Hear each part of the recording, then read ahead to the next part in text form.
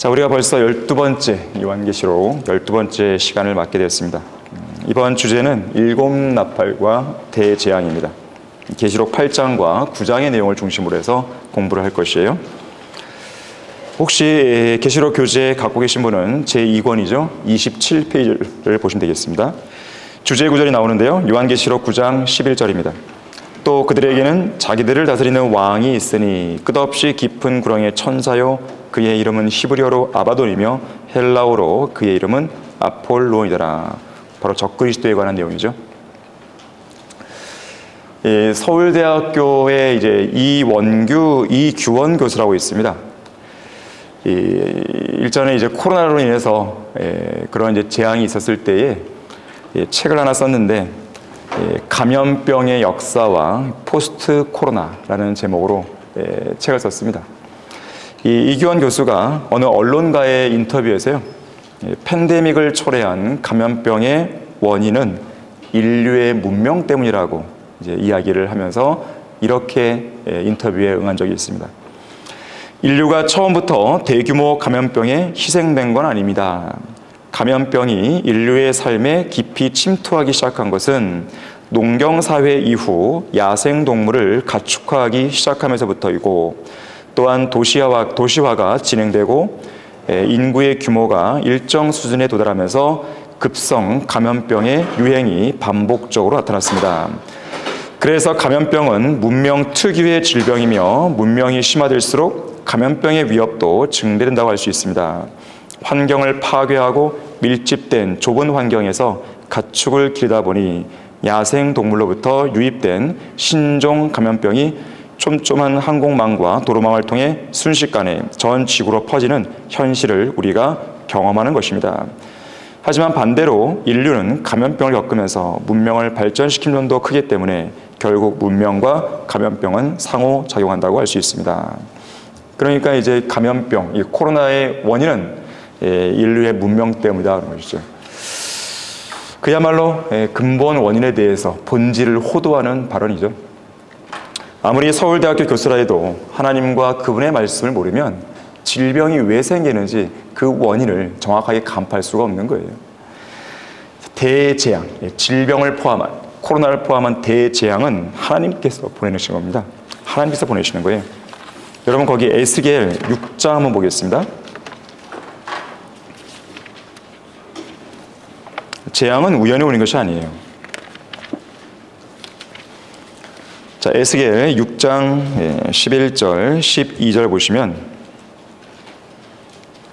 주 하나님이 이같이 말하노라. 너는 손으로 치고 발로 구르며 말하라. 이스라엘 집의 모든 악한 가증함으로 인하여 슬프도다. 이는 그들이 칼, 자, 칼은 전쟁이죠. 칼과 기근과 전염병, 일종의 감염병이죠. 으로 쓰러질 것입니다. 먼데 있는 자는 전염병으로 죽을 것이요 가까이 있는 자는 칼에 쓰러질 것이며 남아있어 포위당한 자는 기근으로 죽을 것이라. 이같이 내가 나의 진노를 그들 위에 이루리라. 하나님의 진노의 심판을 이루기 위해서 칼과 기근과 전염병을 보낸다는 거예요. 자, 거기 에스겔 14장 21절도 보시면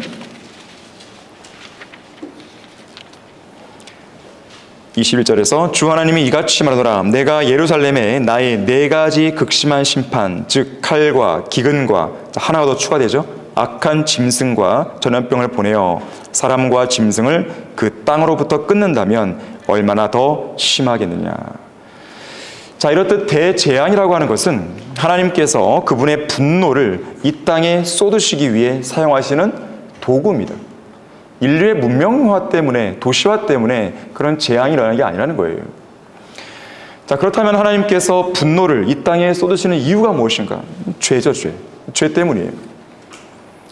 지난 3년 4개월 동안 전 세계에 만연했던 코로나 팬데믹은 이 땅에서 인류의 죄에 대한 하나님의 심판이자 저주였던 것이죠. 그분의 분노와 진노의 표시였습니다. 그걸 알아야 되는 거예요. 시편 7편 11절에서요. 하나님께서는 악인에게 매일 분노한다고 했어요. 매일 분노하시는 거예요. 자, 이 땅의 죄인들을 향해서 하나님은 사랑하시는 게 아닙니다. 세상 유행가처럼 번지는 게 뭐예요? 당신을 향한 하나님의 사랑. 당신은 사랑받기 위해 태어난 사람. 이런 노래가 유행가처럼 퍼져 있잖아요. CCM이. 하나님께서는 지금 죄인들을 향해서 사랑하시는 게 아니에요. 진노를 갖고 계시는 거예요. 분노하시는 거예요. 매일같이 분노하십니다. 그래서 이 땅에는 재앙이 끊이지 않는 거예요. 전쟁이 끊이지 않는 거예요. 기근이 끊이지 않는 거예요. 전염병이 끊이지 않는 거예요. 산불과 홍수, 지진이 끊이지 않는 겁니다. 매일같이 분노하시는 거예요. 자, 그러한 죄인들이 하나님의 사랑을 받으려면 그대로 있으면 안 됩니다. 주님께로 나와야 되죠. 십자가를 통과해야 되죠. 십자가를 통해서만이 하나님의 사랑을 받을 수 있는 거예요. 그것을 통과하지 않는 한 그들은 계속 하나님의 진노 가운데 놓여 있는 것입니다. 자, 이런 사실을 깨닫지 못하면 인류는 전 세계적인 재앙에서 결단코 빠져나올 수가 없는 거예요. 또한 이러한 대재앙은 계속될 수밖에 없는 겁니다. 계속되는 재앙으로부터 올바른 교훈을 얻지 못하면 그 재앙은 한 나라가 망할 때까지 지속될 수도 있는 겁니다. 이집트가 그런 것이죠. 10가지 재앙으로 나라가 망해버리잖아요, 거의. 이 20세기 프랑스 소설가 알베르 카미는 그의 소설 페스트에서 이렇게 썼습니다. 여기 나오는 거 이제 이상하게 생긴 이 존재가 바로 이 페스트를 형상화시킨 거예요. 당시에 이 페스트로 인해서 상당히 많은 사람들이 유럽에서 죽었잖아요. 이 알베르 카미는 페스트란 소설에서 이렇게 썼어요. 페스트균은 결코 죽거나 사라지지 않았다. 방이나 지하실이나 가방이나 손수건 등에서 참을성 있게 기다리다가 불행과 교훈을 주기 위해 다시 나타날 것이다. 알베르 카미는 페스트균 자체에 대한 초점을 맞췄지만 그 페스트균을 누가 보내냐 이거예요. 하나님이 보내시는 거죠. 왜 보내시냐 이거예요. 죄악 때문에 그런 것이죠. 그러한 교훈을 일깨워주는 겁니다. 왜 코로나가 전 지구적으로 그렇게 사람들을 힘들게 했습니까? 깨달으라는 것이죠. 예수 그리스도 믿고 구원받으라는 것이죠. 자, 하지만 생각해 보세요. 3년 4개월 동안 그러한 코로나가 휩쓸었지만 얼마나 많은 사람이 구원받았습니까? 얼마나 많은 사람이 하나님께 돌아왔습니까? 극소수죠, 극소수. 그걸 통해서 깨달은 사람이 거의 없는 거예요. 하나님은 매일같이 분노하는 겁니다. 자, 이러한 대재앙과 관련해서 오늘 보게 될 8장과 9장에서 7나팔의 관점으로 이 재앙을 설명하게 됩니다. 물론 여기서 나오는 재앙은 대환란 기간에 나올 재앙이 될 것입니다. 우리가 지난번에는 이제 7봉인의 관점으로 봤다면 오늘은 7나팔의 관점으로 보게 됩니다. 계시록 8장 5절과 6절에서 어떤 천사가 향로를 가져다가 제단 불을 담아서 땅에 쏟을 때 음성들과 천둥들과 번개들과 지진이 일어나는 것이요. 하나님 앞에 서 있던 7나팔을 가진 7 천사가 나팔을 불게 되죠. 여기 8장에서는 4개의 나팔이 나오고요. 9장에서는 2개의 나팔, 전체 6개죠. 마지막 하나의 나팔은 나중에 보게 될 계시록 11장에 가서 불리게 됩니다. 자, 오늘 우리는 이 6개의 나팔에 대해서 자세하게 공부를 할 것입니다. 자, 그러면 계시록 8장 1절부터 4절을 보겠습니다. 어린 양이 7째 봉인을 여실 때 하늘에 약 반 시간쯤 정적이 있더라. 그때 내가 보니 7 천사가 하나님 앞에 섰고 그들이 7 나팔을 받더라. 다른 천사가 나와서 금 향로를 가지고 제단에 서서 많은 향을 받았으니 이는 모든 성도의 기도와 함께 그것을 보좌 앞에 있는 금 제단에 드리고자 함이더라. 그 향의 연기가 성도들의 기도와 함께 그 천사의 손에서 하나님 앞으로 올라가더라. 여기 4절에서 향의 연기가 성도들의 기도와 함께 올라갑니다. 자, 우리의 기도는 금향로의 향과 함께 하나님 앞으로 올라가게 된다는 사실을 다시 한번 명심해야 되는 것이죠. 그래서 시편 141편 2절에서요. 내 기도가 주 앞에 향처럼 놓이게 하시며 나의 손을 들어올림이 저녁 희생제 같게 하소서 그랬어요. 하나님께서는 성도의 기도를 들으십니다. 그리고 기억하시는 거예요. 자, 이어지는 5절과 6절에서 그 천사가 향로를 가져다가 제단 불을 담아서 땅에 쏟으니 거기에서 음성들과 천둥들과 번개들과 지진이 일어나더라. 그때 7 나팔을 가진 7 천사가 나팔을 불려고 준비하더라. 자, 그리고 드디어 7절에서 첫째 천사가 나팔을 붑니다. 자, 나팔을 불자 뭐가 떨어져요? 피가 섞인 우박과 불이 쏟아집니다. 첫째 천사가 나팔을 부니 피가 섞인 우박과 불이 따르더라. 그것들이 땅에 쏟아지니 나무의 3분의 1이 타버리고 모든 푸른 풀도 타버리더라. 나무의 3분의 1이 타버립니다. 엄청난 재앙이죠. 모든 풀이 타버려요. 특히 여기서 보니까 우박이 나옵니다. 우박. 이 요한계시록 16장에 보게 되면 거기서는 7 호리병으로 이 재앙을 설명하는데, 거기서 이 대환란 기간에 우박이 떨어지는데 무려 1달란트나 되는 우박이 떨어진다고 했어요. 말이 우박이죠. 돌덩어리가 떨어진 것입니다. 우박은 일종의 얼음덩어리입니다. 이 최소 0.5cm, 0.5cm 이상은 되어야 우박이라고 그래요. 0.5cm 이제 미만이면 쌀래기, 그렇게 얘기하죠. 쌀아기 눈. 우리나라에는요, 지름이 5cm 정도 되는 우박이 내렸던 경우가 종종 있는데, 매우 드물긴 해도요, 유럽에서는 10에서 20cm 정도 크기의 우박이 내린 적도 있습니다. 여러분, 20cm, 지름이 20cm면 어떤지 아세요? 볼링공이에요, 볼링공. 볼링공의 지름이 21cm입니다. 그러한 볼링공이 위에서 떨어지는 거예요. 이건 그야말로 뭐 초토화되는 것이죠.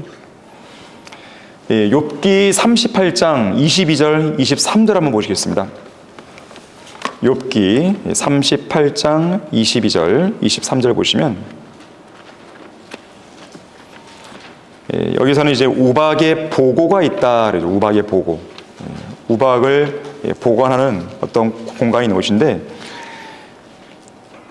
뇌가 눈의 보고소로 들어갔느냐, 아니면 뇌가 우박의 보고를 보았느냐, 그것들은 내가 고난의 때와 싸움과 전쟁의 날을 위하여 간직해둔 것이라. 자, 우박은 눈과 더불어 고난의 때와 싸움과 전쟁의 날을 위해 어떤 보고 안에 간직되어 있는 거예요. 실제로 이 우박 때문에요, 전쟁의 승패가 뒤집어진 경우들이 인류의 역사 속에 있었습니다. 더욱이 대환란 기간에는 이러한 우박이 그 큰 위력을 발휘하게 될 것이에요. 왜냐하면 우박 역시 하나님께서 죄인들을 심판하시고 그들에게 진노를 쏟으시기 위해 사용하시는 심판의 도구이기 때문에 그렇습니다. 아까 우리가 에스겔 읽었지만 칼, 기근, 또 뭐가 있어요? 전염병, 악한 짐승, 4가지잖아요. 또 우박도 마찬가지예요. 자, 에스겔 13장 13절을 보겠습니다. 이 자연재해도 우연히 일어나는 게 아니에요. 이 태풍의 진로를 보세요. 기상예보관들의 예측을 피해가지고, 요즘엔 더 심하죠, 요즘에는. 희한하게 이제 그 태풍의 경로가 바뀌는 거예요. 자, 그것을 누가 그렇게 하시는 거예요? 하나님이 하시는 겁니다. 자, 에스겔 13장 13절. 성경에서 13이라는 숫자는 반역의 숫자죠. 부정적인 숫자인데, 그러므로 주 하나님이 이같이 말하노라. 내가 나의 진노 가운데서 폭풍으로 그것을 부수리니 나의 분노 속에 폭우가 있을 것이요 나의 진노 가운데 있는 큰 우박들이 그것을 소멸하리라. 자, 폭풍, 폭우, 우박, 큰 우박, 번개, 음성, 천둥, 지진 다 마찬가지예요. 이런 자연재해들, 대환란 때의 주된 재앙으로 언급되는 것입니다. 그 중에 하나가 바로 우박이에요. 이 우박은 농작물이 한창 크는 시기인 봄과 수확 시기인 늦가을에 우리나라의 경우에는 가장 많이 내립니다. 농작물에 엄청난 피해를 입히는 거예요. 여기 그림에는 이제 콜로라도에 떨어진, 최근에 콜로라도에 떨어진 이제 우박인데 야구공만한 우박이 떨어진 거예요. 그걸 비교해주고 있는 것이죠. 이 농부들은 보통 우박을 가리켜서 하얀 재앙이라고 합니다. 하얀 재앙. 흰색이고 또 재앙이고. 출애굽기 9장 18절에서는요, 이집트가 세워진 이래로 한 번도 경험하지 못한 심한 우박이 떨어졌다고 기록되어 있습니다. 심한 우박이. 1880년 3월 30일 인도의 한 마을에서는 지름이 7.2cm, 무게가 170g의 우박이 떨어졌어요. 그래서 무려 246명이 숨지고 1600마리의 소와 양이 죽었다는 기록이 있습니다. 역사상 우박으로 인한 가장 큰 피해예요. 또 2000년 1월 스페인 남부지방에서는요, 무게가 무려 4kg, 4kg의 무게가 나가는 우박이 15개가 떨어졌습니다. 또 1986년 방글라데시아에는요, 1kg 정도의 우박이 떨어져서 무려 92명이 숨졌습니다. 자, 요한계시록 16장 21절에서는 대환란 때 무게가 1달란트나 되는 우박이 떨어져요. 자, 1달란트라고 하면 무엇을 기준으로 하냐에 따라 다를 수 있겠지만 최소 8파운드짜리 볼링공, 그러니까 3.63kg짜리 볼링공에서부터 50에서 70파운드, 20에서 30kg짜리 크기의 우박이 하늘에 떨어지는 거예요. 10km 상공에서 이런 우박, 이런 돌덩이가 떨어지게 되면 그야말로 사람 두개골이 깨져버리는 것이죠. 그야말로 전무후무한 고난이에요.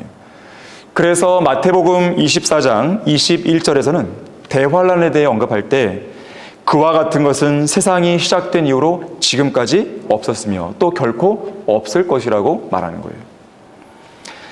자, 두 번째로 8절과 9절에 보니까 둘째 천사가 나팔을 부는데 거대한 산이 불에 타서 바다로 던져지는 것 같다 그랬어요. 산 자체가 던져지는 건 아니고 던져진 것 같다 그랬어요. 그러면서 바다의 3분의 1이 피가 됩니다. 둘째 천사가 나팔을 부니 거대한 산이 불에 타서 바다로 던져지는 것 같더니 바다의 3분의 1이 피가 되더라. 또 바다에 있는 생명을 가진 피조물들 3분의 1이 죽고 배들의 3분의 1이 파하게 되더라. 출애굽 당시에도 그 이집트에 내려진 재앙을 보게 되면 아까 우박도 나오고 또 피도 나오죠. 피. 모세가 파로 앞에서 물을 피로 바꾸는 재앙을 보여줬잖아요. 그렇게 본다면 출애굽 당시에 있었던 7가지 재앙은 바로 대환란 기간에 있을 그 재앙의 예표가 되는 거예요. 또한 여기 9절에서는 바다에 있는 생명을 가진 피조물들 3분의 1이 죽고 배들의 3분의 1로 파괴되는 거예요. 자, 세 번째는요, 10절과 11절에서 천사가 나팔을 부는데 하늘에서 등불처럼 타는 큰 별이 떨어집니다. 그로 인해 강들의 3분의 1과 물들의 원천에 떨어지는 것이죠. 셋째 천사 나팔을 부니 하늘에서 등불처럼 타는 큰 별이 떨어졌는데 그것이 강들의 3분의 1과 물들의 원천에 떨어지더라. 그 별의 이름은 특별히 이제 보니까 쑥이라 하고 물의 3분의 1이 쑥이 되니 그 물이 쓰게 됨을 인하여 많은 사람이 그 물로 죽더라. 자, 별의 이름이 쑥이에요. 물의 3분의 1이 쑥이 되어서 많은 사람이 죽어요. 이 쑥과 관련해서 우리가 봐야 될 본문이 있는데요. 자, 아모스 5장 한번 보겠습니다. 자, 아모스 5장 7절에서 9절을 볼 텐데요. 공의를 쑥으로 바꾸고 땅에다 의를 버려둔 너희는 7별과 오리온을 만들고 죽음의 그림자를 아침으로 바꾸며 낮을 밤으로 어둡게 만들며 바다의 물들을 불러 지면에다 붓는 그를 찾으라. 주가 그의 이름이니 곧 강한 자들을 대적하사 패망한 자들에게 힘을 주시는 분이라. 그러므로 패망했던 자들이 요새를 치려고 오리라. 자, 여기에 이스라엘 백성들이 공의를 쑥으로 바꾸어 버렸다 그랬어요. 쑥은 굉장히 쓴 식물이죠. 동양에서는 독이 있는 식물로 여겨집니다. 자, 여기서 공의를 쑥으로 바꿨다는 것은 무슨 말인가 하면 7절 말씀 그대로 설명되고 있어요. 땅에다가 뭘 버려요? 의를 버려둔 것입니다. 이걸 가리켜서 공의를 쑥으로 바꿨다 말하는 거예요. 자, 이와 연관해서요, 이사야 59장 14절 15절도 한번 보겠습니다. 자, 이사야 59장 14절 15절. 자, 지금 우리가 본 것은, 아모스에서 본 것은 땅에다가 의를 버려둔 거예요. 공의를 저버린 것이죠. 자, 그에 대한 내용이 나오는데요. 공의가 뒤로 돌아서고 정의가 멀리 섰나니 이는 진리가 길에 쓰러졌고 공평이 들어가지 못함이라. 정녕 진리가 쇠하니 악에서 떠나는 자가 스스로 약탈품이 되는도다. 주께서 그것을 보셨으며 공의가 없는 것을 주께서 불쾌히 여기셨도다. 자, 이렇게 공의가 무너진 상황에서 죄악과 악행이 지속되면 결국 아주 쓰디쓴 쑥과 같은 결과를 초래하게 되는데요. 자, 예레미야 2장 19절도 보세요. 예레미야 2장 19절을 보시게 되면 죄악의 결과는 바로 쑥과 같은 결과를 맞게 되는 것인데, 자, 2장 19절에서 내 자신의 사악함이 너를 고치며 내 타락이 너를 책망하리니 내가 주 너의 하나님을 버렸고 나를 두려워함이 뇌 안에 없음이 악하고 쓰라린 것임을 알고 또 보라. 만군의 주 하나님이 말하노라.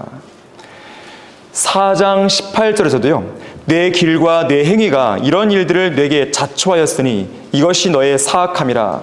이는 그것이 쓰고 내 마음에까지 미치기 때문이라. 결국 하나님께서는 그런 사악한 이스라엘 백성들을 쑥으로 먹이실 거라고 경고합니다.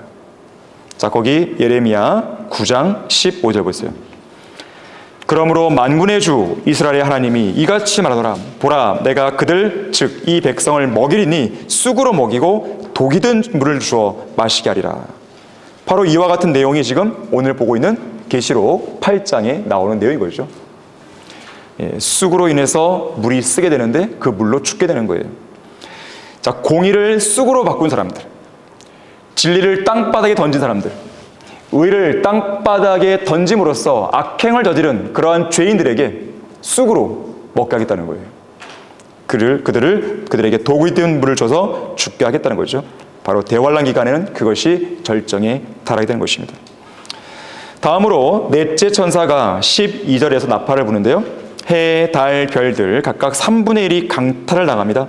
그것들의 3분의 1이 어두워지겠죠. 그만큼 넷째 천사가 나팔을 부니 해 3분의 1과 달 3분의 1과 별들의 3분의 1이 강탈을 당하여 그것들의 3분의 1이 어두워지니 낮이 그 3분의 1 동안 비치지 못하고 또 밤도 마찬가지더라. 자, 그래서 낮과 밤이 각각 3분의 1 동안 빛이 비치지 않습니다. 캄캄한 암흑이죠. 요한계시록 6장 12절에서 우리가 7봉이 공부할 때 배웠는데, 또 내가 보니 어린 양이 6째 봉인을 여실 때 보라, 큰 지진이 나며 해가 머리털로 짠 천같이 검어지고 달은 피처럼 되었다고 말씀하는 거예요. 또 16장 8절 9절에서도 호리병에 관한 이제 심판이 나올 때 넷째 천사가 자기 호리병을 해에 쏟으니 해에게 불로 사람들을 태우는 권세가 주어지더라. 그리하여 큰 열기로 사람들을 태우니 그들이 이러한 재앙의 권세를 가진 하나님의 이름을 모독하더라. 그들이 회개하지 아니하고 그분께 영광을 돌리지 아니하니라. 다시 말하자면 해, 달, 별들, 하늘의 천체들의 일대의 혼란이 일어나게 되는 것입니다. 자, 그러면서요, 본문 다시 8장 13절에 보게 되면 내가 보고 들으니 하늘 한가운데로 날아가는 한 천사가 큰 음성으로 말하기를 땅의 살자들에게 화 있으리라, 화 있으리라, 화 있으리라 3번 얘기하죠. 왜냐하면 이제 3번의 화가 있을 거라는 거죠. 이는 새 천사가 이제 불려고 하는 다른 나팔 소리 때문이라고 하더라. 그러면서 8장을 마무리하고 있는 것입니다. 자, 그리고 이어지는 9장에서는 5번째, 6번째 나팔이 불려지는데요. 9장 1절에서 5째 천사가 나팔을 불 때 내가 보니 하늘에서 별 하나가 땅에 떨어지는데 그가 끝없이 깊은 구렁의 열쇠를 받더라 그랬어요. 자, 여기서 별은 물리적인 천체인 항성이 아니라 천사입니다. 자, 성경에서 별은 천사를 의미할 때가 있죠. 여기서는 천사예요. 그리고 끝없이 깊은 구렁이 나오는데 이거는 이제 바닥이 없는 구덩이를 말해요. 바닥이 없는 구덩이. 가운데가 비어있는 도넛 같은 모양의 커다란 구렁이입니다. 이 땅의 중심부, 이 지구 중심부에 그러한 구렁이 있는 거예요. 자, 한 천사가 그 구렁의 열쇠를 받아서 2절에서 보니까 구렁을 열게 됩니다. 그가 끝없이 깊은 구렁을 여니 큰 용광로의 연기 같은 연기가 구렁에서 올라오는데 해와 공기가 그 구렁의 연기로 말미암아 어두워지더라. 사탄은 예수 그리스도의 재림 때 천년왕국이 시작되기 직전 이 바닥이 없는 바로 이 끝없이 깊은 구렁의 사면으로 내려가게 되죠. 여기에 잠시 갇히게 됩니다. 물론 나중에 천년이 끝나면 다시 풀려나지만요. 자, 이 끝없이 깊은 구렁의 문이 이 지구상에 어디에 있는지 그 위치를 정확하게 알 수가 없어요. 어떤 사람은 버뮤다 삼각지대가 될 것이다 그렇게 말하기도 하지만 그에 대한 정확한 근거는 없습니다. 다만 본문 9장 2절에서 보듯이 이 천사가 이 문을 열면 강력한 연기, 태양과 공기를 뒤덮을 만한 강력한 연기가 구렁에서 나오는 거예요. 자, 이 연기가 나올 때 수많은 사람들은 공포에 휩싸일 것입니다. 특히 이 연기 속에서 누가 나옵니까? 초자연적인 메뚜기들이 나오는 것이죠. 이 메뚜기 재앙은 출애굽 때도 있었죠. 메뚜기가 등장할 수 있었습니다. 이집트의 파라오에게 내리신 8번째 재앙이었어요. 하지만 출애굽 당시의 메뚜기와 차이점이 있습니다. 출애굽 때의 메뚜기들은 푸른 채소들을 갉아먹었지만 대환란 기간에는 식물이 아니라 사람들을 괴롭히죠. 이 출애굽 사건은 대환란의 예표라는 걸 기억하셔야 돼요. 대환란의 재앙은 출애굽 때의 재앙보다 훨씬 더 강력한 것이에요.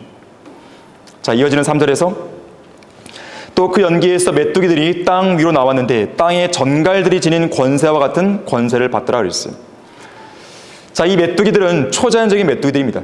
자, 보통의 메뚜기들이면요, 연기가 나올 때 질식당합니다. 죽는 거예요. 하지만 질식당하지 않죠. 이들은 초자연적인 메뚜기들이에요. 또한 보통 메뚜기들은요, 왕이 없습니다. 잠언 30장 27절에 의하면 메뚜기들은 왕이 없어요. 하지만 이들 메뚜기들은 왕이 있죠. 11절에서. 자, 그 왕을 보니까 끝없이 깊은 구렁의 천사고 이름은 히브리어로 아바돈, 헬라어로는 아폴론. 같은 뜻이에요. 멸망이라는 뜻입니다. 멸망시키는 자라는 뜻이에요. 자, 그런가 하면 예수님께서는 요한복음 17장 12절에서 배반자 유다 이스카리옷을 가리켜서 뭐라 그랬죠? 멸망의 아들 그랬죠. 또 사도 바울은 데살로니가 후서 2장 3절에서 누구를 가리켜 멸망의 아들이라고 그랬죠? 적그리스도. 자, 그렇게 본다면 적그리스도나 멸망의 유다 이스카리오나 똑같이 멸망의 아들이에요. 동일인입니다. 멸망의 아들이 두예요. 유다 이스카리오, 적그리스도. 동일인이에요, 동일. 서로 다른 인물이 아닙니다. 자, 그걸 어떻게 알 수 있냐면 거기 요한계시록 17장 8절 한번 보겠습니다. 자, 우리는 성경을 성경으로 해석하는 것입니다. 자, 계시록 17장 8절 보시게 되면 내가 본 그 짐승, 자, 적그리스도죠. 그 짐승은 전에 있었다가 지금은 없고 앞으로 끝없이 깊은 구렁으로부터 나와서 멸망으로 들어갈 자라. 또 땅 위에 선 자들 곧 세상의 기초가 놓인 이래로 생명의 책에 그 이름이 기록되지 않은 자들이 전에 있었다가 지금은 없고 그러나 있는 그 짐승을 보고 놀랄 것이라 그랬어요. 자, 전에 있었다가 언제 있었던 거예요? 초림 때. 유다 이스카리옷이죠. 과거 초림 때, 예수님의 초림 때 함께, 예수님과 함께 땅에 있었던 것이죠. 지금은 없어요. 사도 요한이 요한계시록을 기록할 그 당시죠. 지금은 없는 거죠. 왜냐하면 사도 요한이 계시록을 기록할 당시에는 어디에 가 있는 거예요? 끝없이 깊은 구렁으로 간 거죠. 그래서 이 사도행전 1장 25절에 따르면 유다가 자살해서 죽었을 때 어디로 갔다 그럽니까? 자기의 거처로. 자, 한번 찾아보겠습니다. 사도행전 1장 25절 보세요.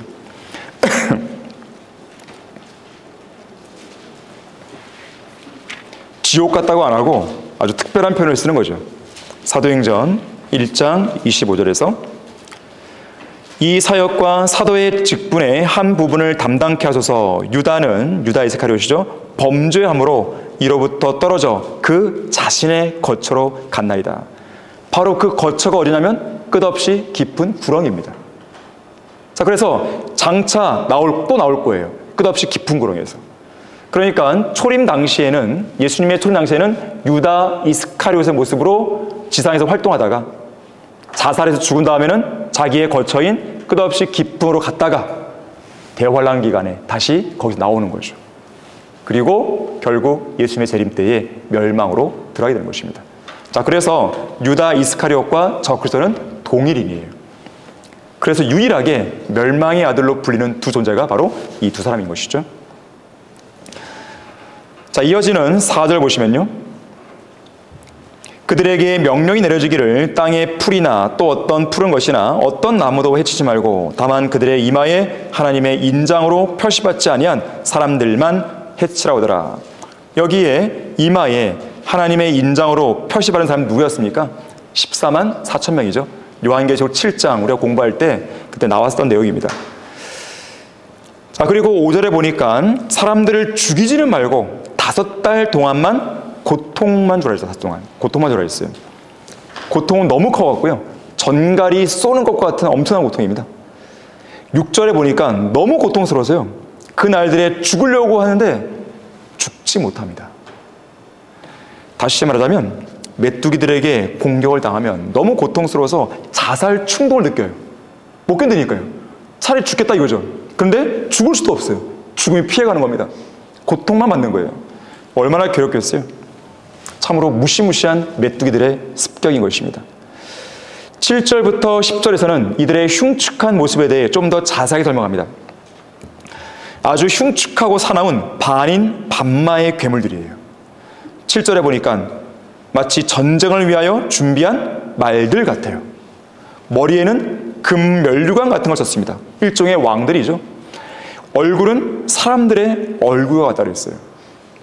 8절에서 머리카락을 보니까 여인들의 머리카락, 그만큼 길다는 것이죠. 이빨은 사자들의 이빨입니다. 여기 사자들의 이빨에 좀 주목하세요. 이따가 좀 나올 내용입니다. 9절에 보니까 그들의 흉배를 철 흉배 같다 그랬어요. 날개의 소리는 전쟁터로 달려가는 많은 말들이 끄는 병거 소리 같습니다. 그야말로 소란스러운 것이죠. 10절 보니까 전갈과 같은 꼬리가 있고 꼬리에는 쏘는 침이 있어 5달 동안 사람들을 해치게 됩니다. 그야말로 무시무시하죠. 이 메뚜기 떼와 연관해서요, 대화란에 있을 메뚜기 떼의 재앙과 관련해서 여러분 거기 요엘서 1장 4절 한번 보겠습니다.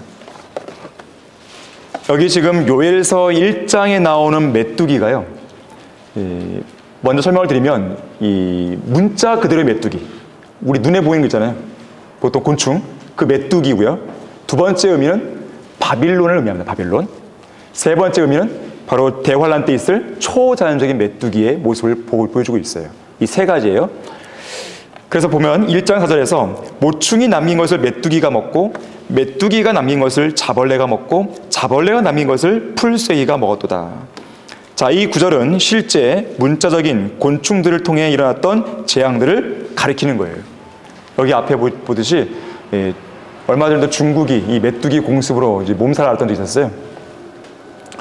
자, 그러나 이 곤충들을 통한 재앙은요, 단순히 역사적으로 일어났던 실제 문자 그대로의 곤충들의 재앙으로만 국한시키지 않습니다. 한 걸음 더 나아가는 거예요. 선지자 요엘은 이 문자 그대로의 곤충, 이 메뚜기를 통해서 바빌론의 침략까지 보여줍니다. 그러니까 남왕국 유다의 죄악에 대해서 자연재해를 통해 내리시는 하나님의 심판으로도 볼 수 있지만, 거기 요엘서 1장 6절을 보게 되면 메뚜기를 통해서 한 민족을 보여주고 있는 거예요. 한 민족이 내 땅에 올라왔으니 강하고 헤아릴 수 없으며 그의 이는 사자의 이요 그는 큰 사자의 어금니를 가리소다. 자, 이것은 뭐냐면 남왕국 유다의 멸망에 관한 예고인데 바로 바빌론을 통한 멸망을 보여줍니다. 여기 앞에 나오는 이제 그림은 이제 바빌론 침략 때 예루살렘이 함락되는 모습을 그린 거예요. 이 느부갓네살 왕과 바빌론인들의 침략을 요엘서 1장 6절을 통해 예언하고 있는 거예요. 메뚜기와 연관해서. 여러분 거기 신명기 28장 49절 한번 보겠습니다. 이 바빌론 같은 이방 민족의 침략은요, 이미 신명기 28장에서 예고가 되어 있었습니다. 신명기 28장 49절에서 52절을 보시면, 주께서 너를 치려고 땅끝 멀리에서 독수리가 빨리 나는 것 같이 한 민족을 데려오시리니. 아까 요엘서 1장 6절도 한 민족이 내 땅에 올라왔으니 그랬죠. 이는 내가 그 언어를 알지 못하는 민족이요 용모가 흉악한 민족으로 노인을 존경하지 아니하고 또한 어린아이에게 호의를 베풀지 아니하며 그는 내 가축의 열매와 내 땅의 열매를 먹기를, 마치 메뚜기 떼처럼 먹는 거죠. 내가 망할 때까지 하며 또한 곡식이나 포도주나 기름이나 내 소떼의 소산과 내 양떼들을 남기지 아니하기를 내가 망할 때까지 하리라. 그가 내 모든 성문들에서 너를 포위하여 내 온 땅에 걸쳐 내가 믿었던 너의 높고 견고한 성벽을 헐어낼 것이며 그가 주 너희 하나님께 내게 주신 온 땅에 걸쳐 내 모든 성문들에서 너를 포위하리라 그랬어요. 자, 지금 한 민족을 이야기합니다. 바빌론을 이야기할 때 지금 신명기 본문에서는 바빌론을 독수리에 비유했죠. 49절에서. 그리고 아까 요엘 1장 6절에서는 사자에 비유했죠. 다시 요엘 1장을 보시면요, 요엘 1장으로 돌아오시게 되면 1장 6절에서 한 민족 바빌론에 대한 언급이 나오면서 이어지는 7절부터 13절에서는요. 그 땅이 얼마나 심하게 황폐되는지를 자세하게 제시해 줍니다. 7절 보시면 그가 내 포도나무를 황폐시켰고 내 무화과나무 껍질을 벗겼도다. 그가 그것을 깨끗이 벗겨서 버리니 그 가지들이 하얗게 되어도다. 마치 아까 신명기 28장에서 독수리 같은 민족 올라가서 황폐화시키는 모습과 유사하죠. 거기 10절 보시면 밭은 황폐하고 땅은 슬퍼하도다. 이는 곡식이 황폐하였으며 새 포도주가 말랐고 기름이 떨어졌으므로다. 오 너희 농부들아 너희는 부끄러워하라. 오 너희 포도원 일꾼들아 밀과 보리를 위하여 울부짖으라. 이는 밭의 수확이 다 없어졌습니다. 포도나무는 말랐고 무화과나무는 쇠잔했으며 석류나무와 또 종류나무와 사과나무와 밭의 모든 나무들조차 시들었으니 이는 기쁨이 사람들의 아들들에게서 말라버렸습니다. 너희 제사장들아 너희 자신을 동이고 애곡하라. 너희 제단의 일꾼들아 울부짖으라. 너희 내 하나님의 일꾼들아 너희는 와서 굵은 베옷을 입고 온 밤을 누울지니 이는 음식제사와 술분제사가 너희 하나님의 전으로부터 금하였습니다. 느부갓네살의 침략에 적용되고 있는 것입니다. 하지만 우리는 여기서 멈추면 안 돼요. 아까 곤충 재앙 그리고 바벨론의 침략 더 나아가서는 바로 이 대환란 기간에 있을 초자연적인 메뚜기들의 등장으로 볼 수 있는 거예요. 그래서 선지자 요엘은요 1장을 쭉 설명하는 가운데 대환란에 초점을 두고 있는데 1장 15절에서 주의 날을 등장시키는 것이죠. 슬프도다 그날이요 이는 주의 날이 가까웠으며 전능하신 분으로부터 오는 멸망처럼 그날이 올 것입니다. 그러면서 16절부터 20절 말씀도 그 멸망의 날로 인한 황폐함이 얼마나 극심한지를 보여주고 있는 겁니다. 자, 이러한 모든 것들이 결국 대환란 때 일어날 것들을 예고해주고 있는 겁니다. 그날이 오게 되면 그야말로 팔레스타인 땅은 3년 반 동안 비가 안 와서 극심한 가뭄이 들 것인데 그때에 곤충들도 한몫하는 거죠. 그 극심한 가뭄에 있어서. 자, 이처럼 요엘서 1장은 곤충들의 재앙부터 시작해서 바빌론의 침략까지 이어지고 더 나아가서는 주의 날의 예언까지도 연결되고 있음을 보게 됩니다. 아까 제가 기억하라는 게 있었어요. 이 사자의 이빨. 아까 우리가 요엘서 1장 6절에 보게 되면 사자의 이, 큰 사자의 어금니 그랬어요. 바로 그것이 요한계시록 9장에 사자들의 이빨을 가진 초자연적인 메뚜기들의 모습과 잘 맞아떨어지는 것이죠. 자, 그만큼 요엘서의 말씀은 미래의 주의 날에 일어날 한 사건을 예언하고 있다는 사실이 요한계시록을 통해 증명되고 있는 것입니다. 자, 그만큼 요한계시록이 없으면 요엘서를 설명할 수가 없는 거예요. 요한계시록이 없으면 선지서의 예언들을 무슨 의미인지를 알 수가 없는 거예요. 어떤 의미인지를 정확하게 캐치할 수가 없는 것이죠. 요한계시록이 없으면 그저 선지서에 나오는 내용들을 역사적인 사건으로만 그냥 국한시켜버릴 수밖에 없는 거예요.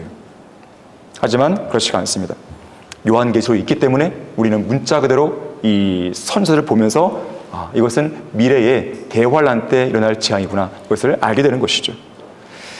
자, 어쨌든 이들 초자연적인 메뚜기들은 대환란 기간에 땅에 사는 자들을 충분히 괴롭힐 것이고 오직 하나님의 인장을 받은 14만 4천 명만 보호를 받게 될 것입니다.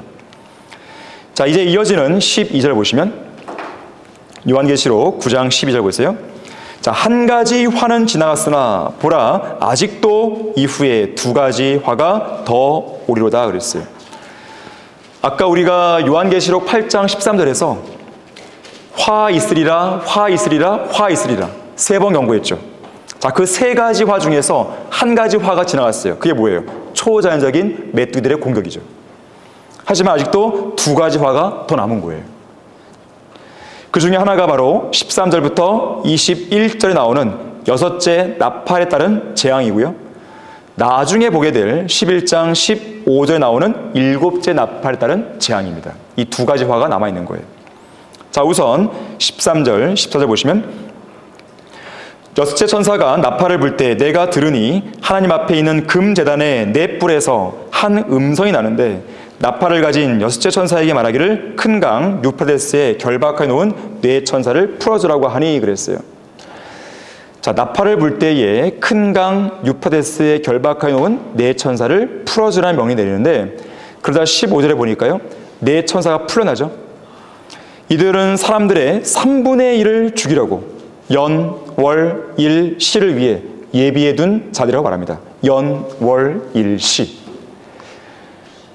18절도 보니까 이 세 가지, 즉 그들의 입에서 나오는 불과 연기와 유황으로 말미암아 사람들의 3분의 1이 죽습니다.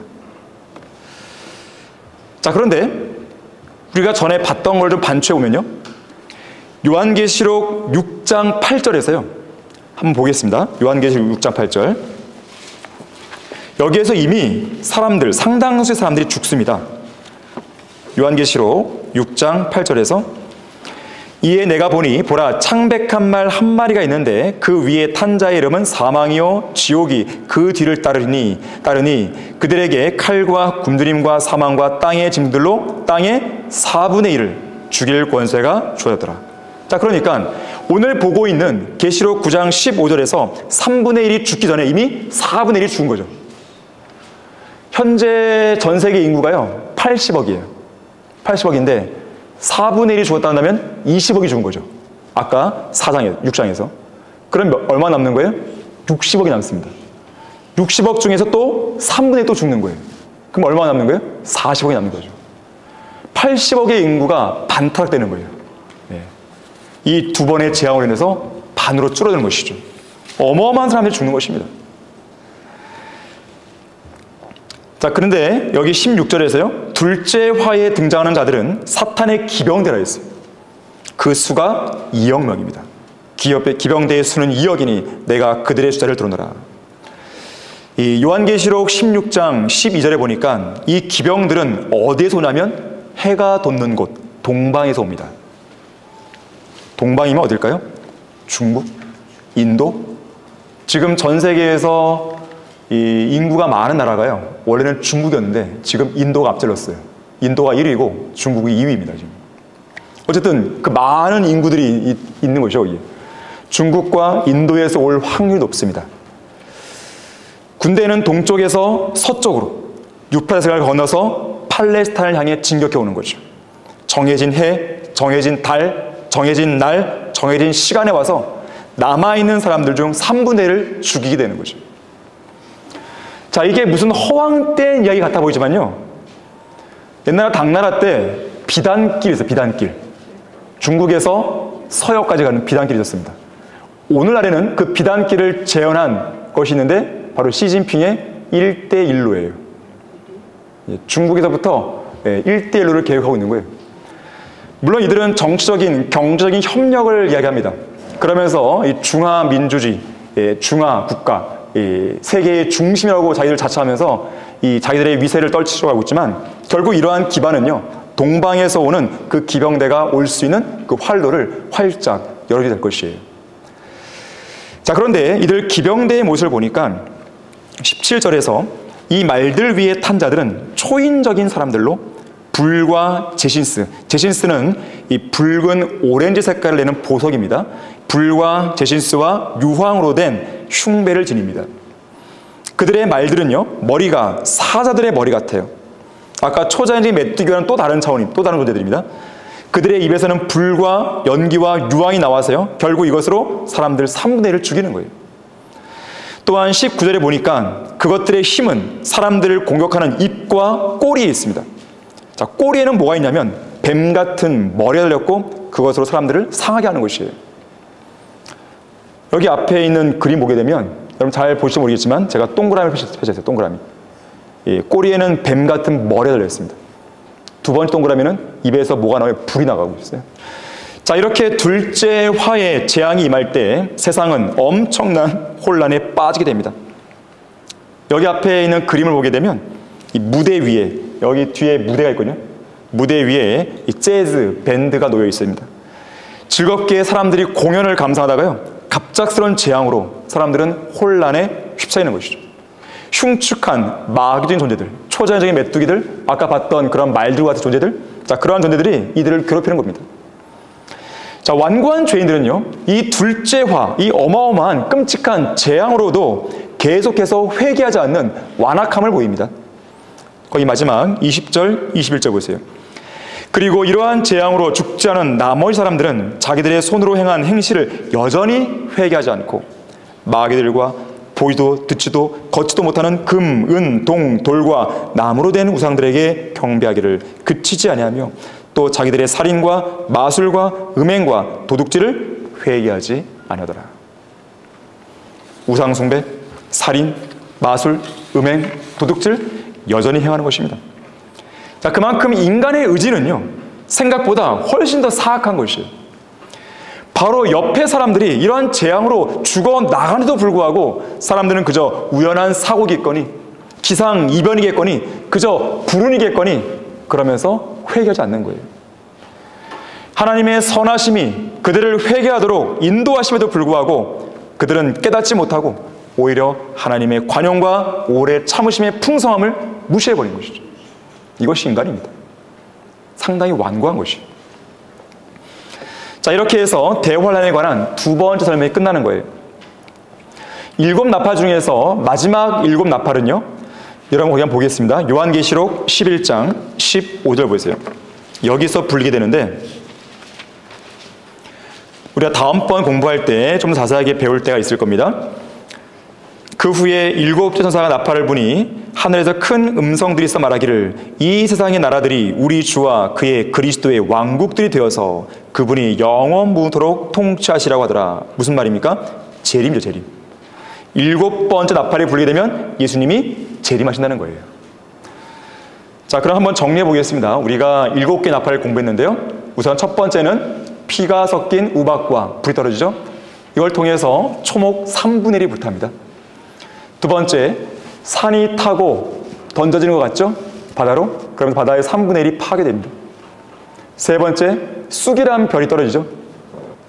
결국 물 3분의 1이 쑥이 돼서 물이 쓰게 되니까 사람들이 죽게 됩니다. 물을 마시고. 해, 달, 별 3분의 1이 강타당하죠. 낮과 밤이 3분의 1이 어두워집니다. 다섯 번째, 끝없이 깊은 구렁에서 뭐가 나와요? 초자연적인 메뚜기가 나오죠. 여섯 번째는 2억의 기병대가 몰려오죠. 기병을 통해서 인구 3분의 1이 죽습니다. 마지막 7번째는 예수 그리스도의 재림을 보여주는 것이에요. 자, 이것이 7개의 나팔을 통한 재앙인 것을 보게 됩니다. 자, 그래서 우리는 이런 대환란의 재앙이 있기 때문에요, 결단코 휴거를 놓치지 말라는 거예요. 휴거를 놓치면 대환란으로 들어가는 거니까요. 누가 대환란으로 들어가는 것인가? 예수 그리스도를 믿지 않은 죄인들이 들어가는 거예요. 결코 휴거를 놓치는 어리석은 사람이 되면 안 되는 것이죠. 자, 예수 그리스도를 믿음으로 구원받지 않으면 영원한 생명을 놓칩니다. 또 뭘 놓칩니까? 영원히 죽지도 않고 썩지도 않은 구속받은 그 몸을 놓치게 되는 것이죠. 하늘나라를 놓치죠. 썩지 않고 더럽지 않고 쇠잔하지 않은 유업, 영원한 거처, 새 예루살렘을 놓치죠. 영원한 기쁨과 영광을 놓치죠. 휴거를 놓치죠. 휴거 이후 이 땅에 불어닥칠 대환란은 이루 말할 수 없는 전무후무한 고통입니다.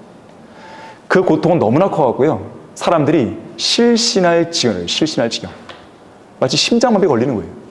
이건 제 말이 아니에요. 누가복음 21장 26절에 따르면 26절에서 이 땅에 앞으로 무슨 일이 일어날 것인가를 생각하면 사람들의 마음은 두려움으로 인하여 실신할 것이라.